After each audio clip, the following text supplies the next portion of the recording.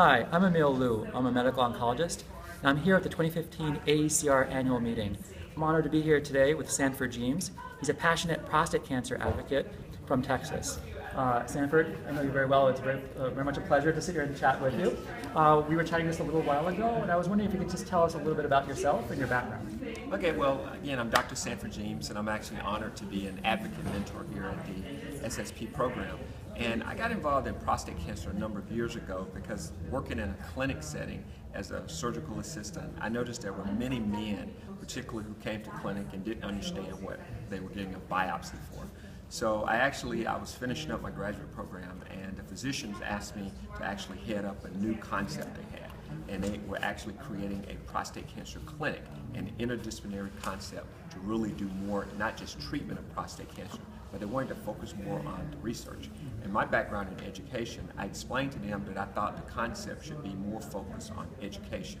So once I got involved in patient education regarding prostate cancer screenings, prostate cancer biopsy, treatments, but more importantly, recruitment of minority men into clinical trials, it dawned on me that there was actually something else that was missing.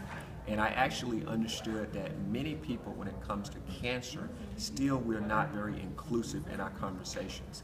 And subsequently, it led me to start working with a number of community-based organizations. And I had the opportunity to attend an AACR meeting probably 3 or 4 years ago. And it really has expanded my understanding of particularly how to recruit scientists to get involved in community-based initiatives. So right now, one of the focuses I have is really just working with community-based organizations, but being what we call population science researcher, because that's what I am. Most of the studies I had previously done and the papers I wrote were mostly qualitative in nature, but I think that we can really address cancer now, especially in the age of technology, by really having the academics, the researchers to really start looking at these community-based initiatives more quantitatively rather than qualitatively. And that is the basis of what I do now. I work with academics, I work with institutions to build relationships. I'm actually on the faculty at Houston-Tillotson University in Austin, Texas, which is a historically black college. Houston-Tillotson is not a research institution. It is not Morehouse. It is not Meharry. But one thing that HT does have is a strong connection to the community in East Austin. And like many predominantly or historically black colleges, their culture and their history behind its relationship to the people, to me, is a key element to the communication gap that exists right now when it comes to cancer. Absolutely, and the population you're working with is very much underserved. So you're working with African American men mostly who have prostate cancer. Can you give a common example of some of the challenges you've come across? I'm glad you asked that. One of the biggest challenges with prostate cancer in African American men was uncovered in the recent article in Cancer Today. Even as we look at prostate cancer, we understand now that the disease is much different in African American men. Now, this is information, Emil, that we knew. But here's the question, what are we going to do about it? So one of the things I'm trying to do right now is really emphasize to a lot of African American men, it is not a fearful thing in terms of learning more about risk factors. What we've done in Springfield, Massachusetts, where I previously left, we created a program called Men of Color Health Awareness, MOCA.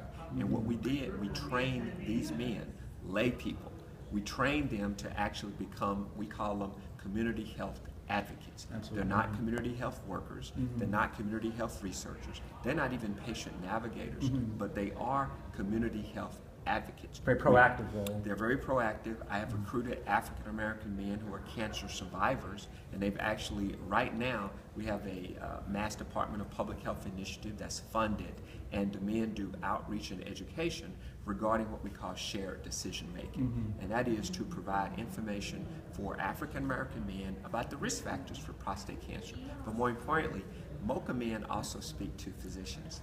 One of the biggest problems we have in research and in healthcare is what we call lack of cultural competency. And so therefore it is important that we have physicians understand that these are men who are caring about their health, but maybe the language and communication, there might be a gap. And we believe that by having laypersons actually deliver the information to other laypersons in their own way, but more importantly, we also have the MOCA mentors relayed a message to the physicians, the urology groups, and other people to know that perhaps this is something you need to consider when a man is sitting in front of you. Absolutely. It's not just, unfortunately, we have to say he is a man, he's maybe at risk for prostate cancer, but guess what?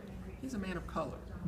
It's not being racist, it's being reaction, it's being real about the situation with cancer. And if we don't include the conversations around disparities, we do not acknowledge the fact that cancer is different, we will miss the boat. This sounds to me like a lot multi-pronged approach with peer-to-peer mentoring and also helping the physician understand what are the needs of the community and this particular population, how to better serve African American men with prostate cancer. Peer-to-peer mentoring is one of the most underutilized, under-recognized, actually, strategies. Many years ago, of course, Dr. Harold Freeman popularized it, and it's well known, it's been evidence-based, but yet and still, even as we move stronger toward advancements, guess what has happened to peer-to-peer? We've left the community